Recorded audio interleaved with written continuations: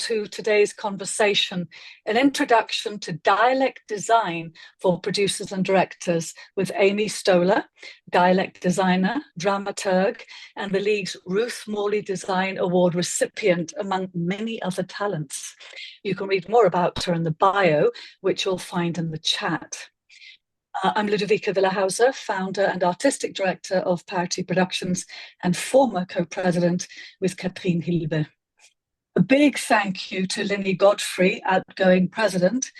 Thank you, Linny, for your 2+ years of service as president and your years as membership chair. This programme today is a co-pro between the League of Professional Theatre Women and VASTA. One final thank you to Tamra Pica, our digital producer today. Now, over to Amy, the woman of the moment, who will tell us about VASTA and VASTA Arts Core. Hi, everybody. If you want to find bios, they've been loaded into the chat, and that's where you can learn more about me personally and my work. I'm going to talk now about VASTA, which is the Voice and Speech Trainers Association. I am going to read my notes because this is important stuff and I don't want to get it wrong. VASTA is an international nonprofit association that serves and advocates for voice and speech professionals across industries, disciplines, and areas of interest. This includes supporting research, facilitating mentorship, sharing knowledge, and many other ways of promoting learning in the art and science of the human voice. Arts Core, of which I am the founder, is an interest group within VASTA, and we are dedicated to the needs and interests of freelance voice and speech trainers in the arts and entertainment industry. There's a lot to take in. So, today we are here to discuss dialect design for producers and directors. Thank you, Amy, for that introduction. And obviously, people can also have a look at the website to refamiliarize themselves. So, Amy, please tell us specifically what you want to focus on, since voice and speech in theatre is an enormous topic. Well, you're right, it is enormous. And there's a lot to say about voice and speech. Starting with, I hope we all agree that voice and speech are essential aspects of live theatrical performance, possibly excepting movement theater. But overall, we're concerned with audibility and comprehensibility of speech. We're concerned with safe vocal use. Mm-hmm. We can add to that, we want to consider the abilities of cast members. What are they bringing to the project? I do have many colleagues who specialize in all kinds of aspects of voice and speech work. We're going to have to save some of those for future events. Today, our focus is on the suitability of speech to the needs of a play, to the needs of a particular production, and to the needs of an audience. So that's where we get into my personal area of expertise, which is production dialect coaching production dialect design and accent and dialect coaching. Yeah, I know that's your specialty because we work together. But this is a question, I think it's one of your probably pet peeve questions, but it is something that comes up all the time. Don't actors already know how to do accents? Well, you and I, look, I know you well enough to know you're kidding, but it is a question I've been asked a lot, and the answer is no. Some actors do have an innate gift for accent and dialect work. Some don't. Some have had a lot of training in accent and dialect work, but they're all different kinds of training, so we may not have common ground. Some of them may not have absorbed their training at the time they get it, or it may have been so long ago that they just don't remember it. Some actors will show up to rehearsal with a lot of successful experience behind them, where they're already known as gifted at accent and dialect work, but some of them show up without Any experience, and some show up really traumatized either by experiences they've had on stage or by the kind of training they've had. Mm, They may be told that their personal speech was in some way defective. So these are all things we have to consider. yeah, yeah. That's actually really, really important because if you have been traumatized, then it's really hard to get up that confidence again and start from scratch. But I know that you work with people, you meet people the level they're at, which I think is always very, I very think helpful it's for essential. anybody. Yeah, it is, absolutely. So, what are some of the interesting questions you've been asked, Amy? Oh, well, here's a good one. Don't all American actors know how to do British accents? Lou, you can answer that one. Actually, I have a funny way of answering it, and I hope I'm not quoted too much. I think Americans do English or British better than Americans do British. I mean, American. So start that again. Start I that believe again. American actors know how to do British accents better than the Brits know how to do American. I mean, that hurts my ears. So that's an interesting one, but of course not. I mean, people need to learn, right? And also, what is the British accent? There's about 50 of them. And then what's an At American least. accent? There's about 2,000. You know what I mean? So, yeah. Exactly. I was once years ago, very early in my career, I was asked to coach Cockney for educating Rita, which I requires love that place. Scouse, which is Liverpool. Mm-hmm. Um, okay, here's another favorite question. We don't have any budget for accent and dialect work. Can you do the dialect design for our show? Um, I'm sorry, the answer is no. Can you just do light accents, please?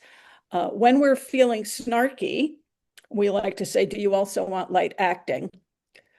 But light accents is not always a foolish request. It just requires a dialect designer to find a way to interpret what we're really being asked for. Mm-hmm. When I worked on Beautiful, the Carole King musical, I worked with the two leads, and the producers were very concerned that the New York accents would be too strong for the New York audience. And what I did, collaborating with the actors, was we listened as much as possible to Carole King, and there's not as much audio available of the late Jerry Goffin, but we listened to that. Mm-hmm.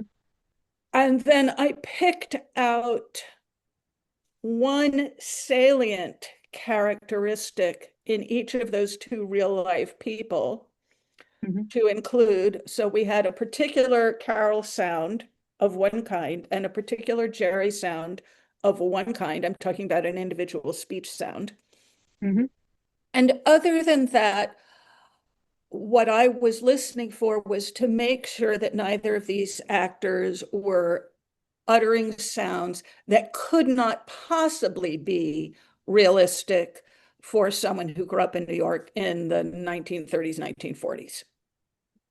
So I was listening for deal breakers. If I heard a sound that made me say, that's not New York, then we would address it. Otherwise, I Mm-hmm. left it alone. So Right. that's So a it's that's damage a control as version well. of a light Mm-hmm. accent. Mm-hmm. I did something very similar in Lillian Hellman's Days to Come. Mm-hmm. I had to work with two New York hoods, and and both these guys had a pretty good idea of what a New York accent sounded like, but they also would interpolate sounds from their own speech that were the deal breakers, that no, that's just not Mm-hmm. realistic for New York. So I listened for those. And for all the other characters, I just listened for sounds that really couldn't possibly be interpreted as Midwestern. And we didn't get any more specific than that. So that's usually the way I approach a so-called light accent. But if somebody just says, I want a light French accent, that requires a lot of interpretation. And people may not always realize what it is they're asking for because they may not know until their Mm-hmm. dialect designer figures it out for them. Right. Oh, and here's my last favorite question. We start tech rehearsals on Friday. Can you come in the day before and fix the accents? Yeah. Uh, I could give some really traumatizing experiences of my own. I was actually asked that for a production of a musical, and I came in. They were paying me, but I have to say that I didn't, we didn't really cover ourselves with glory as far as the accent work was concerned, because uh, it's muscular work. Speech is muscular work, and people were fighting a muscle memory that they had developed not only over rehearsals for the production in New York, but over Mm. the course of developmental rehearsals. And it was really too late to make much of a contribution, um, especially where the So, Irish accents were concerned. And it was mostly Irish, but where I did succeed was there was a character who was a priest who had to say some mhm. things in Latin, and I was able to help him pronounce that correctly. I think that really leads into a very important thing for everyone here. Maybe some people already know this because they've worked with you or with another dialect designer, but what is the time, the best time to hire a dialect designer and why? I think the best time to hire any voice and speech person, Mm-hmm. whether we're talking about a vocal director or a speech and text coach or um, a vocal safety person, there's some overlap, but not always, or a Mm-hmm. dialect designer, is at when you're hiring the rest of your design team. Take a look at your script. Is there anything in the script that you, as a producer or a director, don't know how to pronounce? Does the script take place in a does the show take place in a place or a time Mm-hmm. where you're not personally familiar with what that sounds like? Have you hired actors for your play that takes place in Liverpool or Edinburgh or Johannesburg in South Africa? Mm-hmm. These actors, are they from there? Do they understand how that language works and what it sounds like? My guess is if you're working in the US, the answer is no. If you're working in the UK and the show takes place somewhere in the US, you may very well have actors in your cast who took American accent training in school, but still don't really fully understand that half the sounds they're making are really very specifically New York or Boston, and the rest are from the Midwest, and that it sounds odd to American ears. If you're working in the West End, I think you should expect Americans to be in the audience. So that's something you Mm-hmm. might want to take a look at. So the answer is when you Mm-hmm. hire the rest of your design team, you Mm-hmm. want to leave time for pre-production meetings. Mm-hmm. I don't want to go off on my own and inadvertently work against what a director has in mind. I want to be sure we're looking at the same script and that we've reached a common understanding of what the script is telling us about who these people are, what kind of language they speak, what way do they speak it. Very often there's a lot of research involved. Yes, there are some accents I can do with a drop of a hat, but honestly, even the ones I've done more than any others, I put research into before I start rehearsals on a new project anyway. I'm always checking my work. And if you want Mongolian, don't expect me to have it for you In 2 minutes. by in 2 days. I'm going to Right. really have to put some time into researching it. By the way, Mongolian is something I was asked for an audition coaching. I mean, it's a real thing. Uh, you want to leave time to coordinate schedules with the director and stage management. And Mm.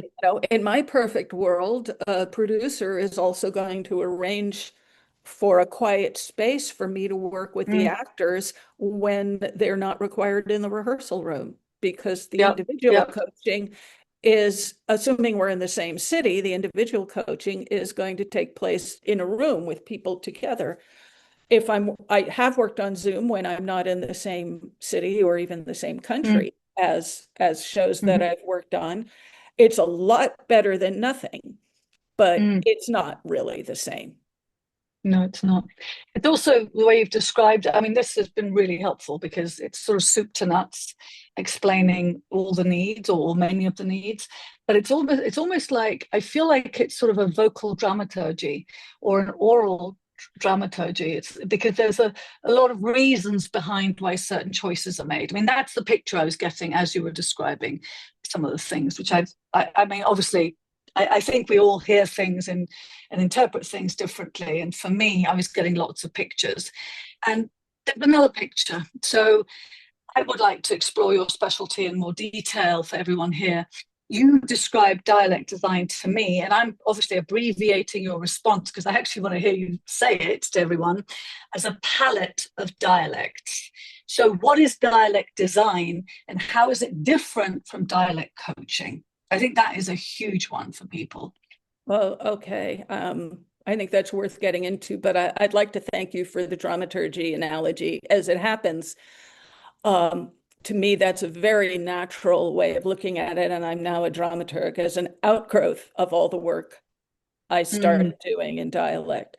But let's come up with an analogy that might be a little more user friendly. Why do I call it dialect design? Why do I call myself and ask for credit as a dialect designer? I think everybody in this room knows what a costume designer is and what a costume designer does. And that involves reading the script, having a pre-production meeting or many with the mhm, director. There are some things that maybe are not analogous, like talking to sets and lighting about color. But other than that, you're making choices about time, place, social class. You may mm, be building things from scratch, which is a lot like doing things with constructed languages, like, they call them conlangs, like Klingon. Somebody had to come up with Klingon before it could be coached. But very often you're working with something that's established as a language, an accent, a dialect that exists in the real world, but you still have to work on tailoring what you know about those things to the mm, needs of the production and to the abilities of the performers.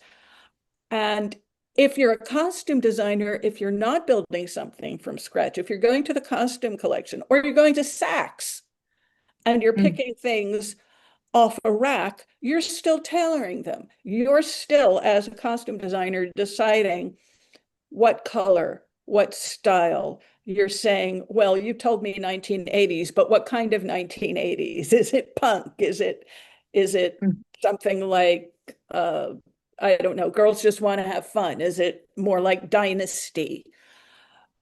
So it's not all one thing. You want to know your field and you want to make informed choices. And that's what I'm doing with language when I'm working on a play. I'm looking at where was the character born? Is English their first language? Is it their second or other language? Did they grow mhm, up in Liverpool? Did they grow up in Auckland, New Zealand?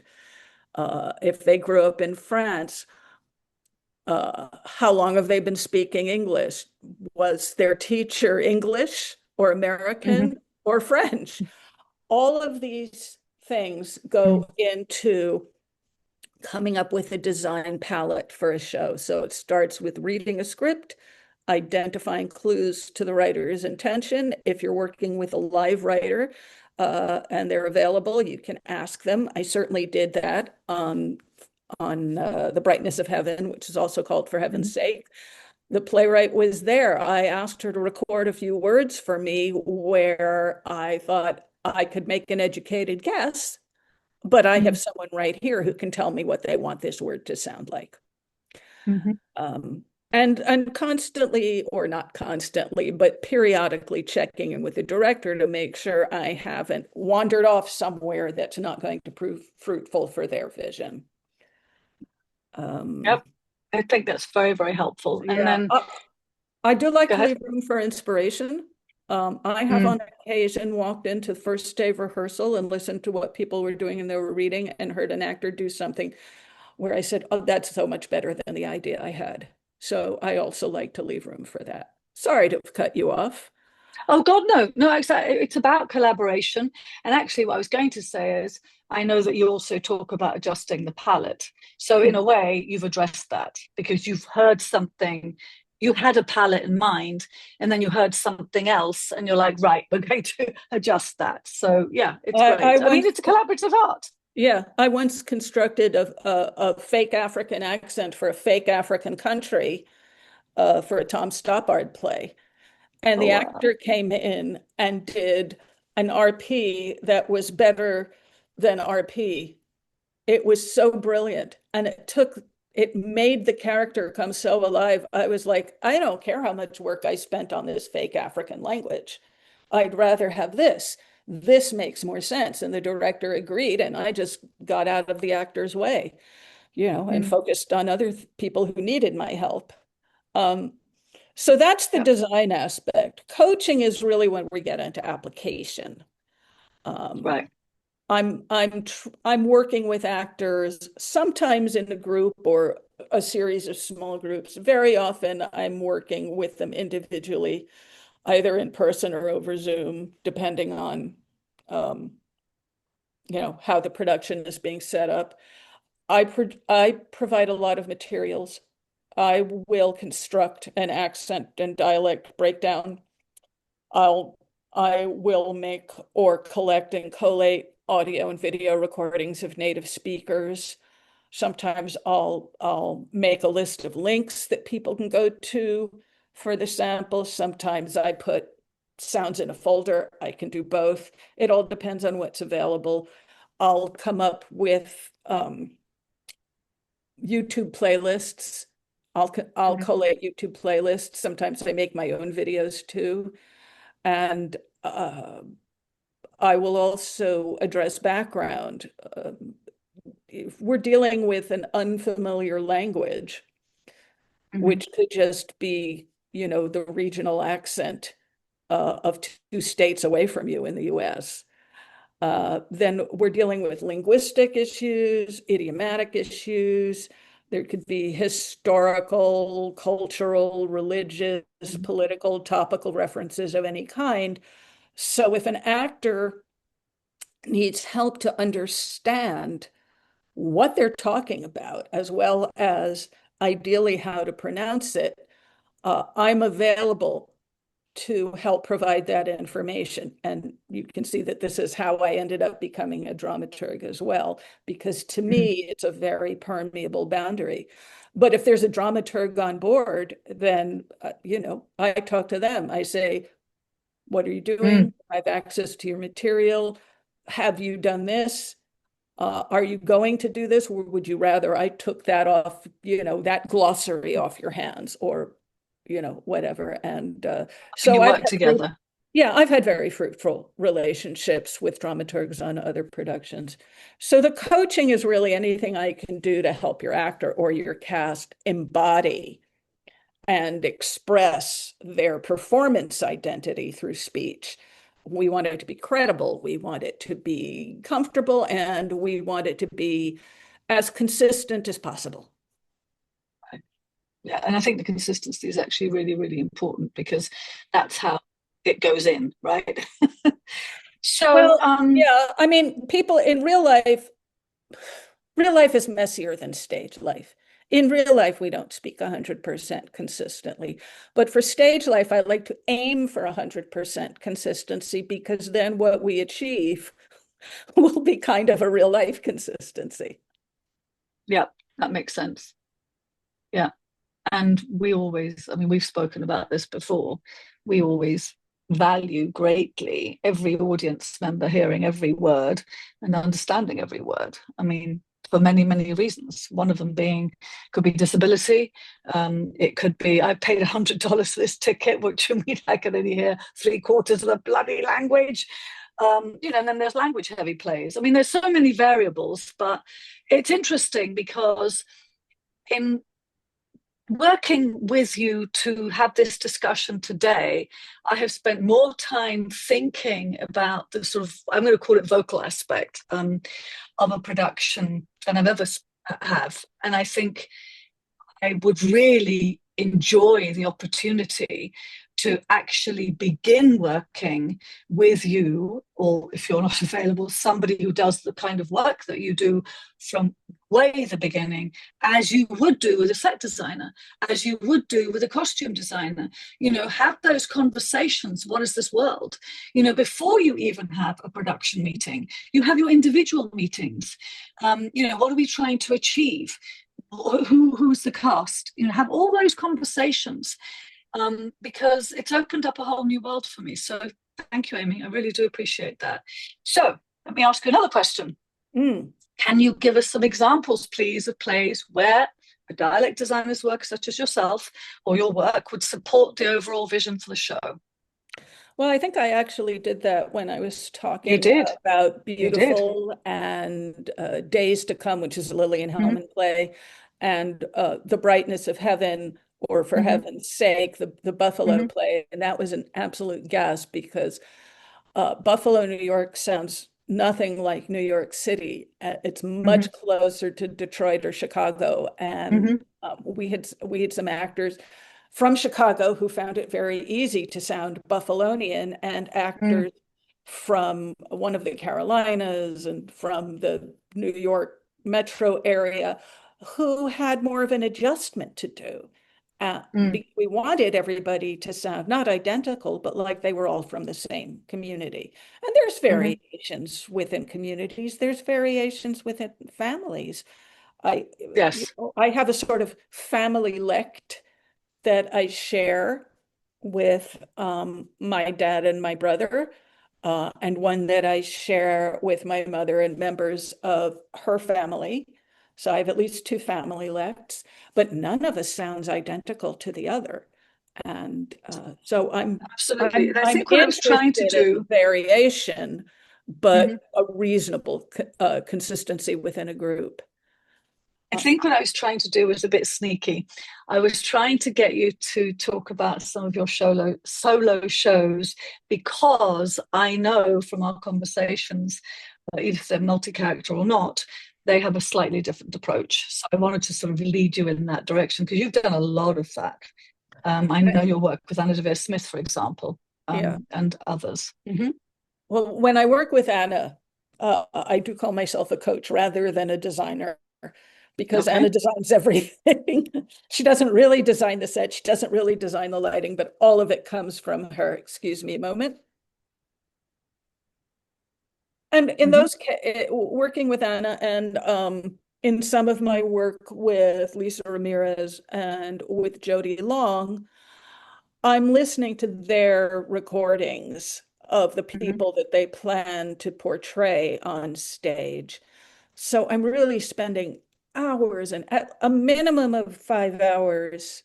That's the minimum of 5 hours listening to and analyzing and notating aspects of the speech of each real person who's going to be portrayed on stage.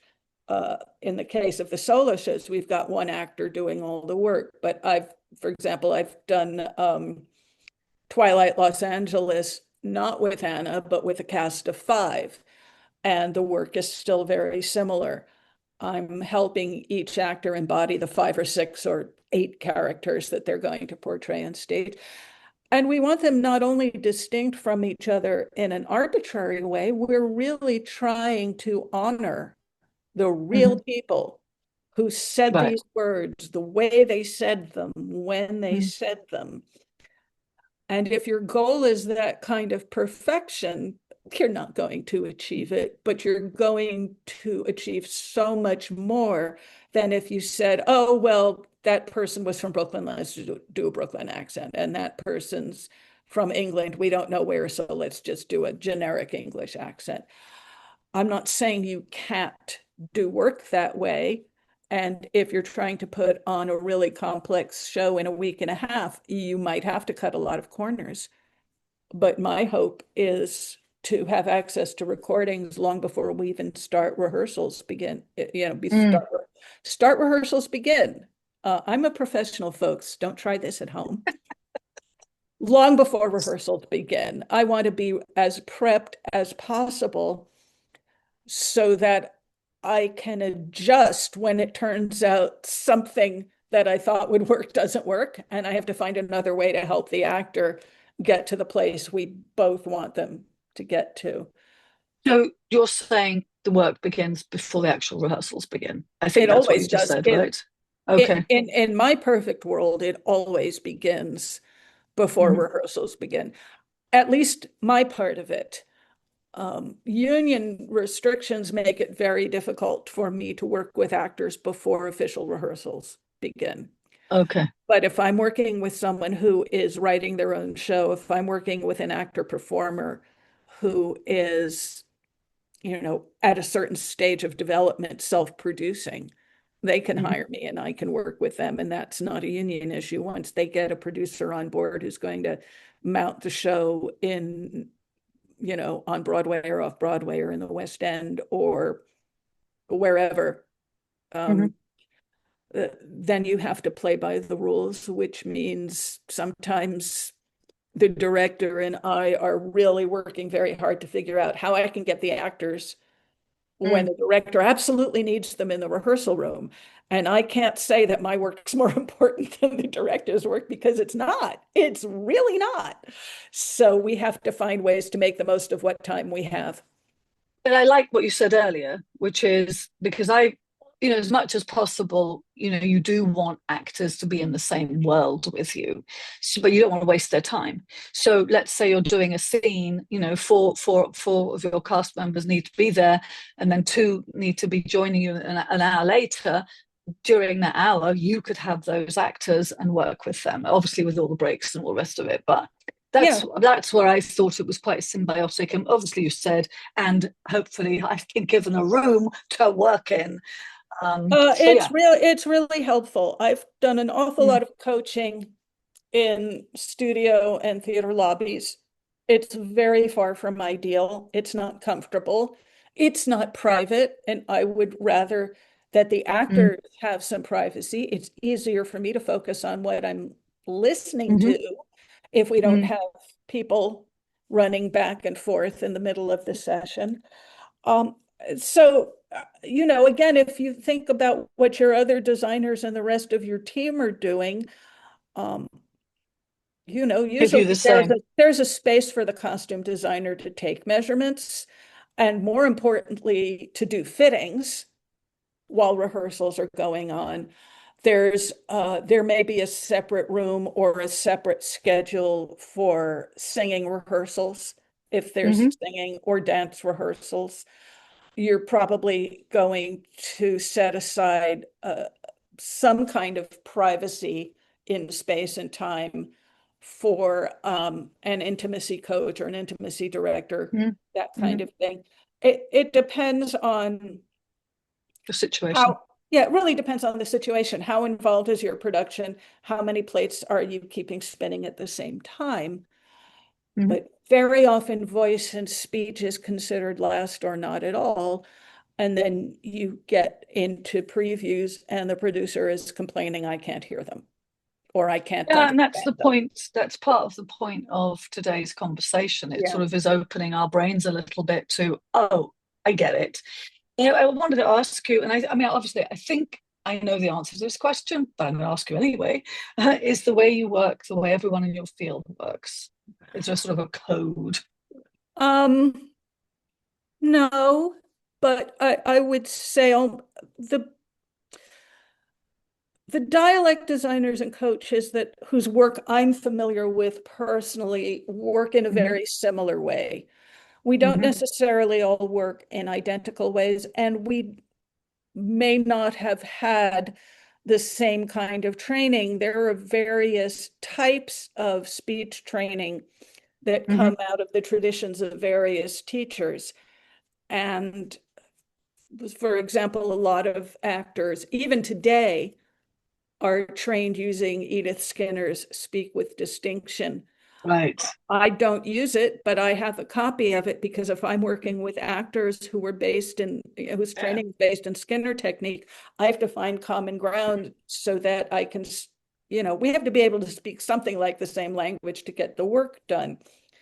Um, Mm. there are all kinds of voice and speech traditions and training types, many of which I'm not familiar with personally, but I still do Mm, my best to adjust. People use different mm, notation systems. I mm, use I use the International Phonetic Alphabet, but I don't expect actors to use it. Some of them do, and that's mm. great. I can hand them an accent, Right. and they can actually interpret all those funny little symbols that look like Greek letters and upside down letters and things like that. But if they can't interpret those, Mm, I spend a lot of time with them, helping them to find a way to notate their own scripts in a way that's useful to them. The of whole point course. about notation is you write your note in your script and you see it peripherally, and it reminds you, oh yeah, this is how Mm, I pronounce that word now.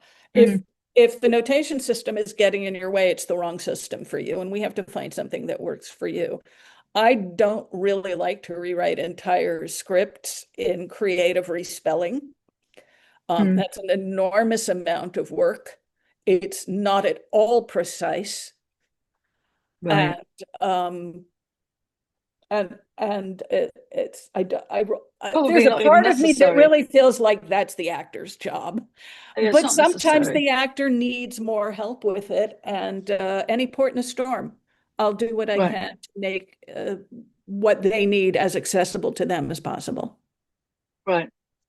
So basically, there's more than one way to get the job done, as Absolutely. in And I most think things in every theatre. coach I know is willing to adjust to the needs of their actors. It doesn't really matter what tradition you come out of. People ask, the name of my business is Stoller System, and people say to me, what's the Stoller System? And my answer is whatever works. That's great. That's great. So I know that it was very important to you, Amy, that we didn't want it to feel like people were being talked at, and that we wanted to give attendees the opportunity to ask questions, not just at the end. So I think this is a good moment. Either if there are questions people want to ask, they can put their sort of emoji hand up. I know it's not called that, but you know what I mean, or just wave. And then Tamra will unmute you. We'll sort of take one question at a time. Obviously, if we can't answer your question today for whatever reason, we will. This is being recorded. We'll take a note and bring it up in a future presentation. So I think this is a good time to do that. Are there any questions? We have plenty more to talk about, but if there are questions, we'd like to offer that opportunity. And I I can't see see hands. Peggy Howard Chain has a question. Oh, how did you see that? You are clever. Where did you see that? Well, I was talking to somebody today, telling them how much I was anticipating this conversation. And they asked me, they said, that's such a unique thing. How did you get started? And I said, I don't know, because I think your ears are different than my ears. I mean, you've got to have a certain skills that are specific to your job. So how did you get started and hone those skills? I got started by having the kind of ear that communicates pretty well to my mouth. I would hear a sound and I'd imitate a sound. And I did this starting when I was about 3 years old, which is when I first started noticing there was a difference, for example, between the RP spoken by Henry Higgins and Colonel Pickering in My Fair Lady and the Cockney spoken and sung by the Doolittles. So I started running around Mm. trying to do both accents. And that's I became known when I was acting as someone who had a good ear. I've only ever been coached in accent and dialect work on 2 shows during all of my acting career, which lasted about 12, 14 years. The rest of the time, I just did the work myself. And I used to go to acting classes at a studio, as one does when between engagements. And I had a lot of friends and colleagues who knew I was good at this work and asked if I could help them. And one day I wised up and started charging for it. And It's such a after great that, question, Peggy. I love it. I never af- asked you that. after that, I started taking workshops and seminars and catching up on all the formal training that I never had as an actor. I was not trained in accent and dialect work. I just did it. I was not trained in accent and dialect coaching. I just did it until I joined VASTA and that's, remember the beginning, Voice and Speech Yeah. Trainers Association. And I went to my first conference and discovered a whole world of training and disciplines and exposure to new things. And so I took as many workshops and seminars and things of that as I could. And I hope that means I'm a much better coach now than I was when I started. But I will say that even before I had that training, my clients got callbacks and work. So I must have been doing something right. I Well, you think you started most at 3 certainly years of were. age. Come on. We have Alicia Brilliant. Foxworth with a question. I'm glad you could see that. I can't see it. Yes, sorry about that, guys. I'm not actually in a private space, so that's why my video is not being shown. We But can hear you. oh, good. Okay, as long as you can hear me, great. Thank you so much for doing this seminar today. It's really been a pleasure listening to you. I am curious with regards to one of your earlier comments about creating a dialect for a fictitious African nation. I'm curious to know if you have any background on creating accents for ancient periods. Like my piece is based in the 18th dynasty of Egypt, and obviously that was a while ago. So I'm curious as to how you would approach that. I would want to sit down with you and have a long conversation about it. In part because if the play it was being done in an English-speaking nation where we're assuming that most of the audience speak English. Correct. And the characters are speaking this ancient language to each other. My thought usually is you might need me for a lot of voice and speech kind of aspects, but not the accent, because through the magic of theater, we will hear them in English, even though they're speaking Phoenician to each other. So that would normally be an artistic choice that I would push for.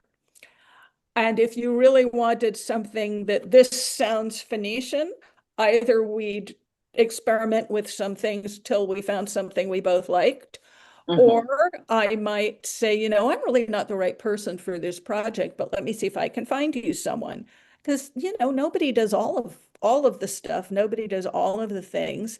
I think we have someone in the room here who has worked on Lord of the Rings, you know, and I don't know any of the Shire accents and all of, you know, and Hobbit language, but there are people who do. And if somebody wanted me to do that, my first thought would be, let me get someone who's already an expert in this. I don't have to have all of the jobs. What I have done, though, is there was a play where the playwright says the character speaks a strange hybrid of French and Cockney. Wow. And I came up with a starting game plan, and then I collaborated with the actor till we came up with something that worked for both of us. And it blessedly worked for the audience and a couple of the critics as well. So that was fun. But it, you know, the playwright says this is what he sounds like. And the actor was like, how do I do this? And I said, I can help. That's great. I actually have Cynthia looked at the Strauss. list. Yes, I was about to say, I can see Cynthia has her hand up. Hi, I'm unmuting. Hi, Amy. Hi, Ludovica. Hello. Hi. As you know, we worked with Amy for duet, and it was amazing because part of what we do is pepper the accent in like a spice, and having to sort of accommodate that the Italian was very thick and being understood. So I'm a huge fan of your work, Amy, and I have a question though, because Yeah, I mean, you really held my hand through it. But I saw on your website that you are an editor for the I IDEA, the International Dialect English Archive, which Yeah. is a website that I use a lot for roles I'm working on or people that I'm training, working with. And I'm just curious, what do you do with them? Are you involved in getting the samples? How do you work with them? I wish I had time to do more. I've contributed a few samples.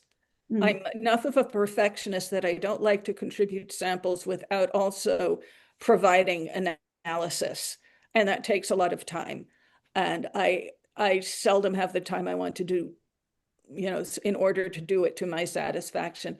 So I've contributed a handful of samples, but I very often go to IDEA to look for samples that I might want of an accent I'm researching. And if I see, very often there are orthographic transcripts, that is, plain language transcripts of what somebody's saying before we even get to analysis of the sounds. And I will very often look at these and I'll see something that is in, brackets and says unintelligible, and I can understand it. So I will send in the notes and then they update the transcription. So I'm kind of a little gadfly buzzing around IDEA, helping fix things when I come across them. That's most of the work I do now, but I have contributed a few samples, and I might have some time to do a few more. So thanks for the reminder. Oh, hi. Yeah. Okay. Hi, Okay. Ginger. Well, hi. And I imagine you probably do not remember this, Amy, but several decades ago, David and I saw you at BAM in the lobby. I think it was before Derek Jacobi's Lear. And the three of us were so early. And you started going into all these accents, but you were you were talking about what you do. And then Oh, God, I in must have been insufferable. context, it was fabulous because what has always stayed with me in context, you started demonstrating how an accent, this might not be correct English, embodies a certain physicality quite often. And so when you said earlier, like if you're, casting people, it's like, is that actor from that part of the country or that part of the world? Is that a key connection of the sound and the physicality? I think there's always a physical component because speech is physical work, but Yeah. there are additional cultural kinds of movement in the world that might ideally be addressed, again, given time and the personnel. Mhm. And I can only do so much of that before I have to say, now we're out of my wheelhouse. Let's see if we can find a cultural consultant. If you're doing a play where several of the characters have just, have finished a full course of, basic training and boot camp, and I'm not even using all the right words because I'm not from a military family, right? But you would expect them to hold themselves physically in a certain way. Mhm. And if it's an Edwardian play and they've gone to officer training school at Sandhurst, we're also going to expect them to speak with a very particular type of received pronunciation. It's a subset of, terribly, terribly old-fashioned sort of upper class Mhm. speech that nobody speaks anymore.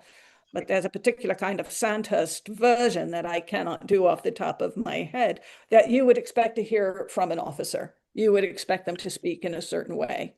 Mhm.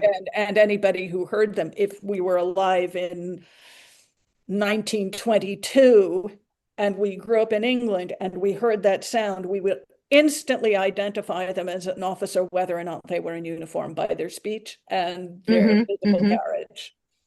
Yeah, yeah. But it's an exciting component, and and you did it for us right in the lobby. You I was went, probably doing the shrugs. "You're doing There's a sort of French shrug, there's a Russian shrug, and there's a Yiddish shrug. So, Hilarious. So, Linny has a question. yes, let's hear from Lenny. Ginger, thank you. Thanks, Yeah, Ginger. thank you. Thank you. That stuck with me.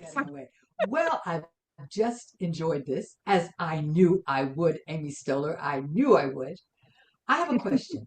A couple of weeks ago, I was on a panel with Bob Ost, and we were talking about um, uh, the ability for people to write outside of their cultures. Right.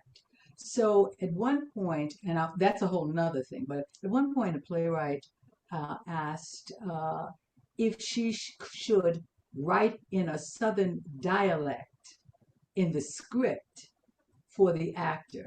And my response was, first of all, that there are hundreds of Southern dialects. I mean, so how are you to distinguish which dialect you want to use?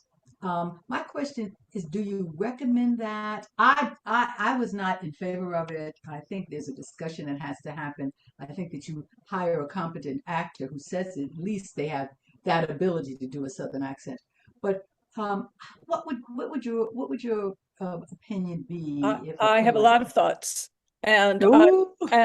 some of them I'm actually hoping that Arts Corps and the League can get together again and do one of these seminars that is aimed even more at the writers among us, as distinct from producers and directors. And we all know there's overlap, but with more specific attention to writers. But the short version is,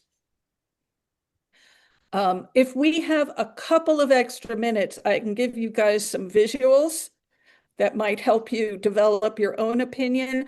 But my short answer opinion is, if there are specific aspects of grammar and syntax and certain kinds of regional words that you as a writer want to include in your text, by all means include that. But don't try to indicate pronunciation unless you are 1,000% sure that anybody who reads it the way you wrote it is going to know how to interpret it. I would, as a dialect designer and coach, rather see a note, author's note at the top of the play saying, these characters are all from the Okefenokee Swamp.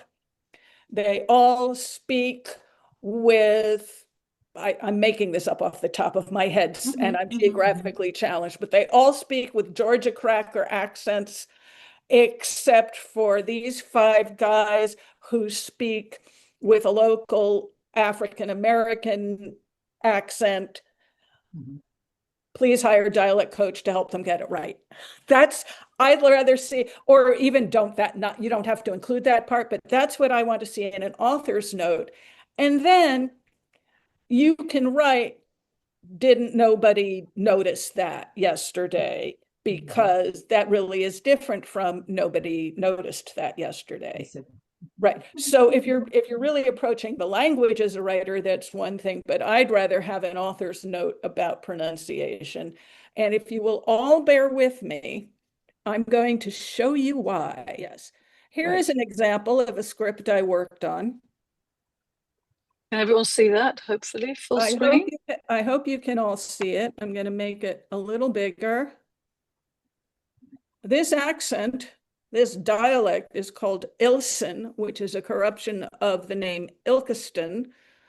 It is very specifically the speech of a coal mining community in Eastwood, which is on the border between Nottinghamshire and Derbyshire, which is where D.H. Lawrence grew up. And he grew up in a coal mining family. He wrote this the way he wrote it. I don't think this play was ever produced until sometime in the 1970s, where it was done once in England. And then I did it twice at the Mint Theatre Company in the 2000s. And I had to do an awful lot of research in order for me to be able to interpret this, help people pronounce it, and help people understand it. And I will say that although it hurt me terribly We also had to do some editing. We had to change some of the language. We were as conservative as we could be. We changed as little as we could because we didn't want to violate what the writer had written about the way he grew up. But I know the director used to say he took a look at the first page of this play and said, "What is that? Is that Polish?" Here's an example by the same playwright who's decided to give us some extra help. I don't know how you would expect to pronounce THA with an umlaut over it, IGH. I don't know how you would interpret the umlaut over the O in NOWT. Note. It is note, like musical Interesting. note. It would be Interesting. nout if it were Yorkshire, but in Ilson it's note. Mm. And it's a good thing I knew that. And the only reason I knew that is because of all the work I did on this one where we didn't have the fancy spelling. It's amazing. So here's an example of an American play. This was Something Like Wings, written by Lynn Riggs. It takes place in Oklahoma, which is where Lynn Riggs was from, but the accent is actually Ozark. And his use of what we might call I dialect, or at least creative respelling, is actually very well done. I found none of it unhelpful, but I will say that a lot of it confused the actors. So, there's a part of me that can't fully remember what it was like for me before I knew these things. So I found it easy, but I had to make it more user-friendly for the actors. But I could say, okay, he wrote this, "Don't want to spile my complexion none." I haven't done the full accent, but I've already accommodated he wants don't and not don't. He wants wanna, not want to. Spile is the local pronunciation of the word spoil. And don't want to spile my complexion none is the correct usage for people who speak this way naturally. So we don't want to correct his grammar. And oh, here's this will blow your mind. A woman helps me cook. That R in there is not a typo. That is actually the way people in the Ozarks pronounce the word that I would pronounce woman. And last but not least, here's a play written by an English playwright who spent most of his life pretending he was Irish, to the point of actually learning the Irish language. Wow. And writing lines in Irish. So I think if this is the script you want to do, you are probably also going to want to say, who's going to help me do this, and how quickly can I get them on board? Absolutely. I hope that really helped answer your question, Linny. So thank you everyone for coming. This was really great. I've really, really enjoyed doing it, Amy. I really love learning more about what you do and hopefully being able to use it in the work that I do. And for all of us, I hope I speak for all of us in that way. So thank you, everybody. Where I am, I can say good night because it's, I think, 7:06. Katrina's, it's probably 8:06. And where you are, it's probably 2:06. Yes, it is. Thank you for the opportunity. I love being able to share something with the League that I think is often not discussed. And I'm looking forward to doing more cooperative ventures like this, because I think we all have a lot to share with each other.